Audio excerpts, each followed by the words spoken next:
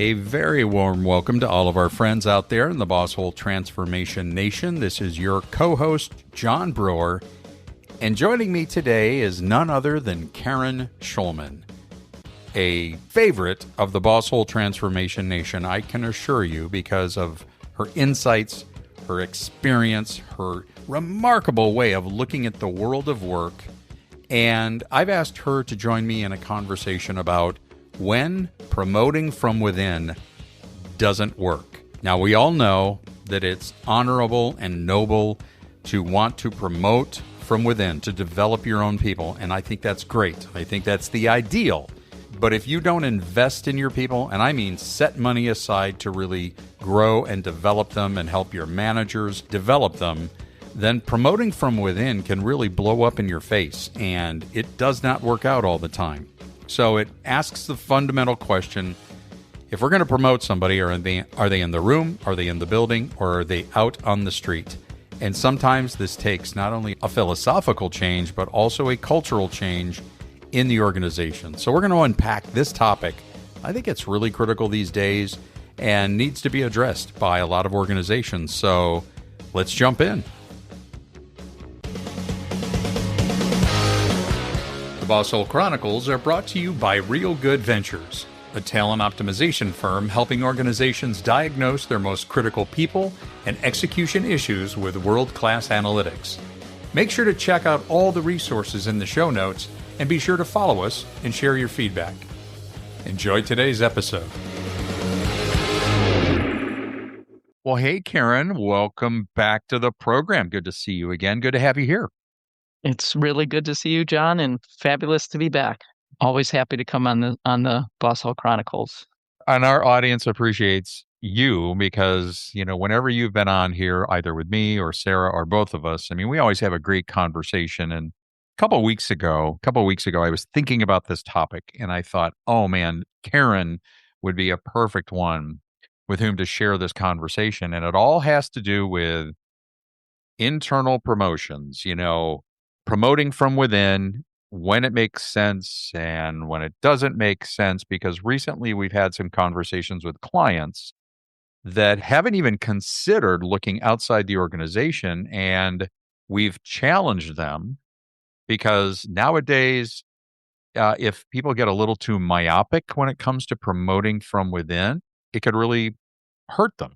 And so I think we've got a great discussion set up. And so Karen, we both agreed. Let's go back. Let's go in the Wayback Machine when you and I were earlier in our careers, and the idea of promoting from within had a different feel to it. So give us a little bit of your perspective on that in your earlier career.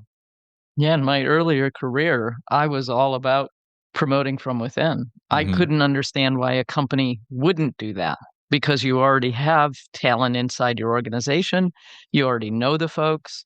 Why would you not promote everybody from within?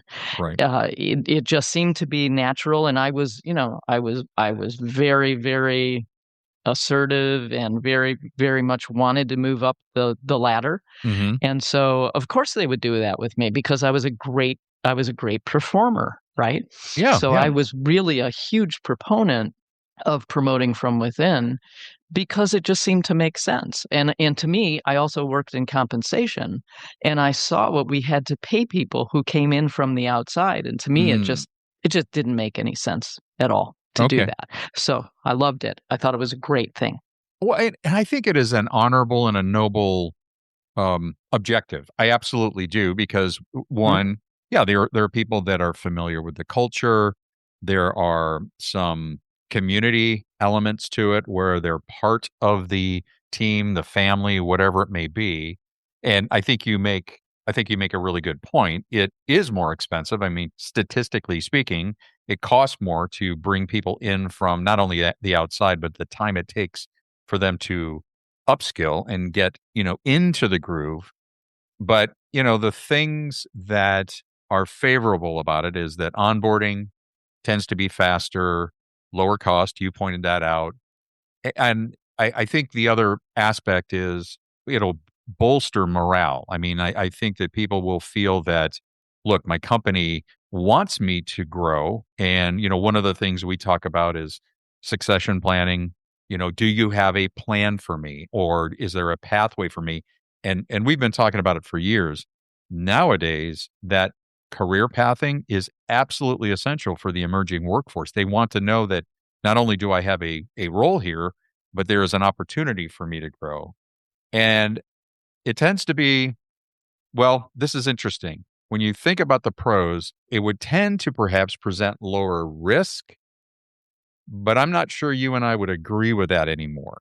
I would say how you and I have evolved over the years now that we are immersed in this science, and in our world, it's the science of predictive index and talent optimization. I think it is a noble and honorable thing to want to promote from within.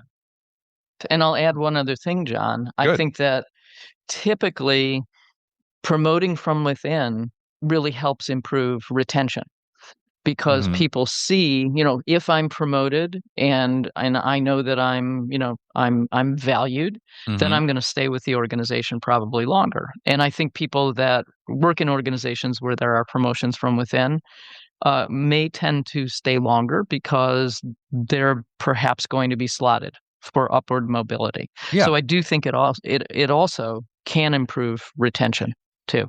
But I agree with you. I'm on the same page as you that uh, having evolved over time, I am still a proponent of doing it because of Yes. promoting from within because it does have a lot of positives, but it can have some things on the downside as It, well. absolutely, absolutely. And so for our listeners, just so you have some context, at Real Good Ventures, the work that we do is all around talent optimization, and it is optimizing job fit, manager fit, team fit, culture fit. But everything we do is through objective data. And as I had shared, the cornerstone of that is the validated scientific impact that we are able to get from the predictive index. Now, there are other tools out there. As long as they're validated for this, those are fine to use. We have just landed on this one.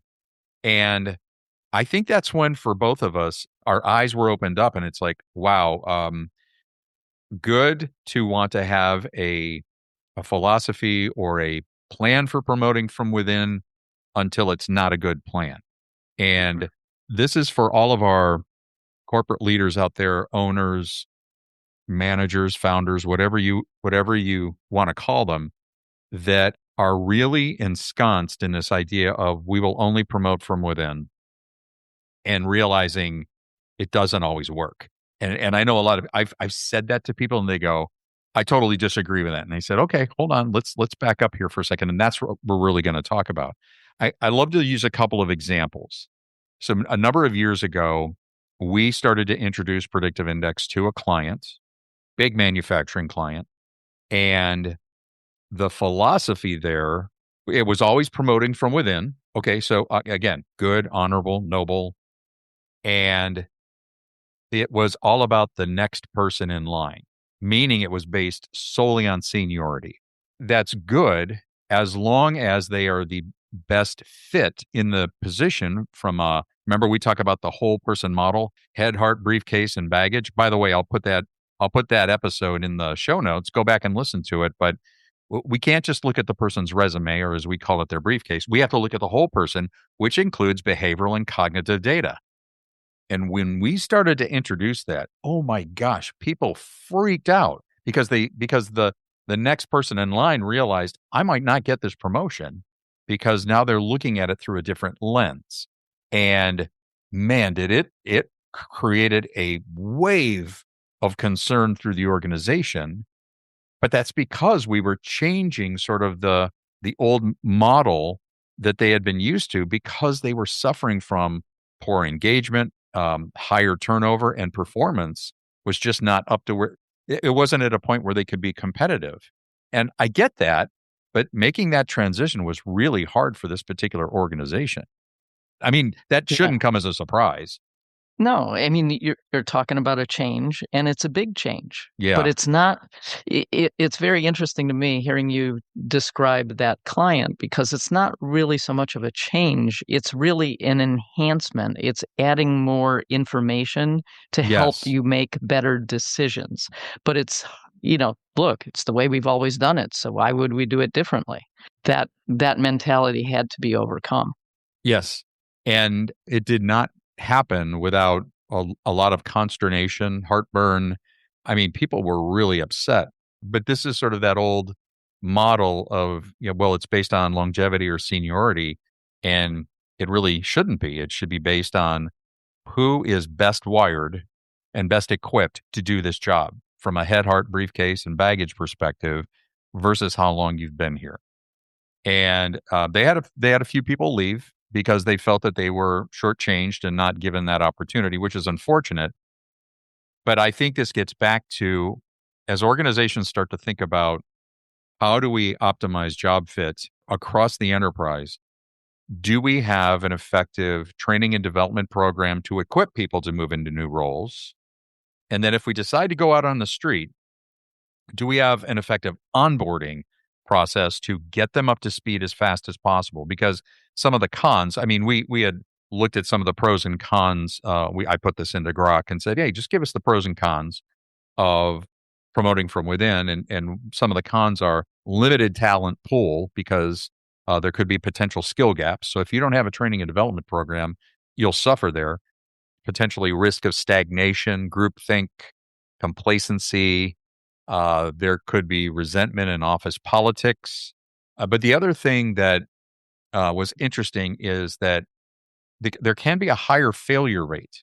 So initially, when you promote from within, you could get better productivity or a less drop in productivity. But over the long term, the failure rate actually can be magnified when you're not looking outwardly, if that makes sense. Well, I think it does make sense because I think statistically, what we've both read is that maybe 25% of internal promotions don't go well. Mm-hmm. And I think for the reasons that you just said, they fail certainly at maybe senior levels because they don't have the broad scope of what it takes Yes. to really perform in the role. Mm-hmm.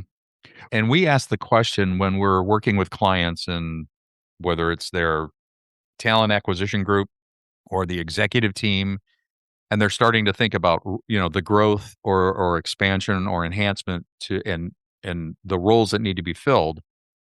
We like to ask the question, well, is the person in the room, in the building, or are they out in the street? And the ones that say, oh, no, they're in the, we always promote from within. It's like, you need to think from outside the building, because 25%, that's a pretty significant number. I mean, if you think Mhm. about the cost associated with a bad hire or a bad promotion, 25% of the time, those numbers add up very quickly. And as we found out, as you and I have evolved and we've realized, man, that is so avoidable when you have the proper data to look at the whole person. And another thing, Karen, that really prompted this, and you and I were talking about this last week, is, we have a client that is looking at what we call an organizational rebuild. And what that means is that in order for them to grow, in order for them to manage their expansion, the expansion of their business, they need to restructure the executive team because they have some people that are going to be retiring and they have a new person coming in. And whenever we do this, we say, okay, well, let's take the leader or the future leader and put them in the middle. And what are the functional roles that we need to put around that person, absent of any actual person or name? And that is a hard thing to do because they say, well, so and so is in finance, and well, we think that person would be the CFO. And it's like, whoa, hold on, time out. You have no evidence other than the fact that the person is already in the organization. And so what we would do is say, let's identify whatever those roles are. So it's operations and finance and human capital and sales and marketing, or technology, whatever those key roles or functions need to be around that senior leader, and identify and create the job targets and the job profiles, and don't even think about a name of a person.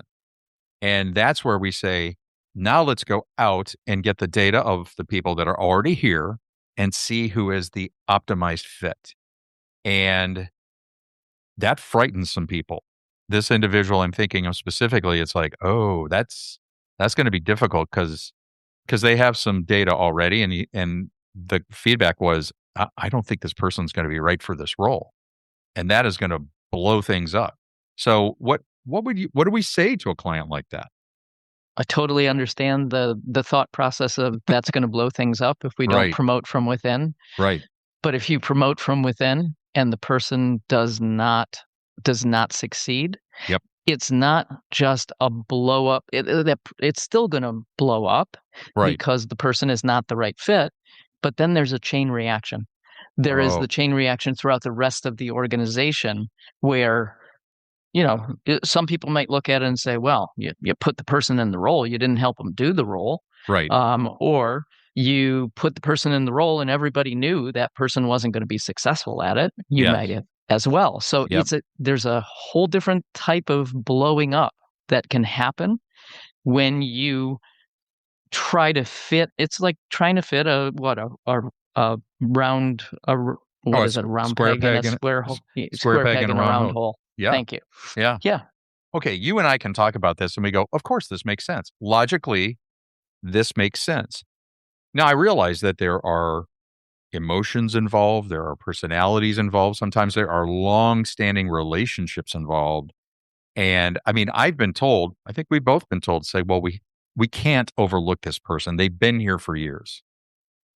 And it's like, okay, well, what is the objective of this organization? Is it to accommodate whomever has been around and most loyal? Because loyalty is great. It's just that if it supersedes effectiveness in a particular role, like you said, the blow up will be significant. And okay, I'm going to give another example. I love examples, and of course, I won't use any real names, but we've had a couple of these examples where the CEO, a senior leader, is tolerating what I would consider to be really substandard performance from a chief financial officer. And there were long-standing relationships involved. This person has been with us since the beginning. They've grown with us. But what happened was, as the organization grew and this person's capabilities were just, they reached a limit, but they elevated this person beyond their capabilities. And in one case, refused to, despite the fact that, and I said this is, he's not the right person for this role. I'm just telling you right now, and this went on for years. This person is not wired to do this role at this level, at this strategic level. And it ended up costing, first of all, they had to fire him. And it ended up costing this organization in all kinds of ways. So the blow up, the extension of the blow up, Karen, is exactly what you said. And it's easy to predict. But I get frustrated when it's like, we're here to help you do this. The data tells us that this is just not going to work out long term. The emotions that play a role in it are very powerful. Well, it's so interesting because really what we're talking about, and I think part of the hesitancy and part of the pushback and part of the resistance to the change in looking at the whole person and really looking at objective data Right. is the fear of how is the person going to react when they don't get the promotion. Yeah. And that's not a real good basis for the decision. That's not being objective Hmm. in your decision making of who to promote. It's very interesting to me too because my brain goes to, all right, when I look back in history, how did we promote from within? We took people that were technically wonderfully competent and we just said, okay, now you're going up to the next level. Now you're going to be a manager. Right. Right. That does not mean that you can take somebody who is technically wonderful and put them in a managerial role and expect them to succeed, Right. especially if you don't have the training and if you don't have the support. Because the higher up you go in organizations, the issues become more people-y, for lack Yes. of a better word. Yep. Yep. Okay? Yeah. Rooted in the emotion or the That's right. familiarity. Yeah. Go ahead. Yeah. And yeah, rooted in the emotions, rooted in the relationships, Yep. and what's going to happen if we don't do this? Well, what happens if you do it and it isn't successful? I think that you have to take it to another step. Yeah. Absolutely. And it is costly. I mean the bottom line impact is huge. And in this one case I shared with you, it was really significant. I mean, the organization almost shut down. So it's not just an inconvenience not to promote from within. It can have ramifications that are really dire for for the rest of the organization and everybody employed there. So I think your point is very well taken. And we've talked so much about that, Karen, on the Boss Hole Chronicles. Is again, just because somebody is a great individual contributor, there is no correlation to any proof that they will be a great manager or supervisor. And that gets back to, however, if you see that in them and they want to do it, you ask them if they want to do it. It shouldn't be the only pathway they have to follow, but you should have a robust training and development program to help them, move in that direction. I'll go back to my comment about promoting from within being very helpful for retention. Mm-hmm. If you do not promote from within well, and you do put people in jobs that they are not ready for, not equipped for, not trained for, can't be successful, actually fail in those roles, Right. the impact on retention is going to be pretty extensive, Oh, sure. because people that work in organizations, they also want to see people promoted from within, but they also want to see those people succeed. Sure. But if those people fail miserably, then the thought process of employees that are looking for promotions are probably, oh my God, well, that person wasn't ready for that role. Are they going to set me up to fail just like that person? So Yeah. the impact, again, talk about the blow up, the continual chain reaction could be pretty extensive. All that to say that you better have some really clear objective evidence of moving somebody into a new role. And by the way, this goes back to several episodes we've had where we talk about having a robust individual contributor pathway, because you're not forced to move somebody into a supervisory role. So absolutely, absolutely. Okay. So what have we established? We've established that, well, both you and I have come to the realization that while an honorable, noble, and effective can be very effective, promoting from within has absolute limitations. And all of this, all of the movement of people, these wonderful people in our organizations, should be supported by objective data and evidence that this is a good move. So, for our listeners out there, Karen, what would you say is, all right, what is a better solution if we start to move away from a commitment to promoting from within? What should we do? So what would your suggestion be? I think that we have to certainly look more broadly at the talent pool within, and Okay. we have to look in terms of not just what they're doing now, what do we need them to do in the future? Hmm. And are we prepared as an organization to invest in that person if we can recognize through objective data that the person is going to have some shortfalls, they're going to have some problems? Right. Are we willing to invest in them, groom them to be ready and to be able to perform in Right. their new role? Right. Whether that's supplying mentors, whether that's supplying training, whatever it is, I think we have to really think about, we have to be able to invest. I think, in general terms, I think we really have to be thinking about, I think we have to think more broadly, that it's not okay, fine to look for internal promotions, perhaps first, but be willing to admit, this is just like the example that you shared. This may not work with this person. They may Right. not be equipped to do the job, and if so, then you're going to have to look outside the organization. I do think that there is a component, if you want to not take a ding on your culture, to really have honest conversations, honest communication with employees, to Hmm. make sure that they understand we're going to try to promote from within whenever we can and whenever it makes the most sense. But there are going to be times when we're going to have to look outside the organization in order to get the expertise and the talent that we absolutely need.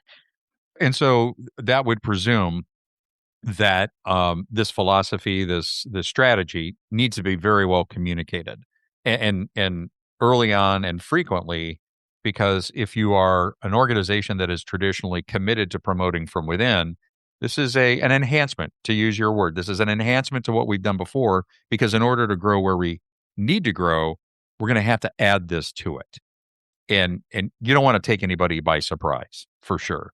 So in other words, this is a bit of a, I guess, as SHRM, as we found out in some of our research, Sherm would refer to this as a bit of a hybrid, just saying, look, internal promotions and looking outside the organization, you really need both, because both will open up the opportunities for you to really address how do we want to grow, where do we want to grow, and how do we make this work? Because eh, from a financial burden standpoint, if you go outside and you hire poorly, it's incredibly costly. Just as costly if you take the wrong person internally and promote them or move them into the wrong role. And once again, I don't know how you do this without objective data. You will never ever be able to determine this based on somebody's resume or their briefcase or how you feel about them or sort of your subjective impressions of them. It has to be supported by objective evidence. I just can't stress that enough. Yeah, and I totally agree with you. And that I'm a convert, I think, because really what I described at the beginning of the podcast was, it's just internal promotions. That's all you should be doing. And now I don't. I think what we've talked about today makes a lot of sense. You Yeah. really have to look more broadly. Yep. For sure. For sure.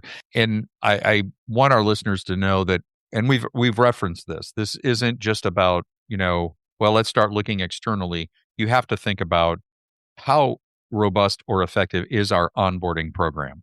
So we bring people in, we help them assimilate, and we get them to production as quickly as possible, and effectiveness, build those relationships, and then once they're here, training and development. How let's invest in people growing, upskilling, and getting better. And by the way, when we do that, we may not have to go outside the organization.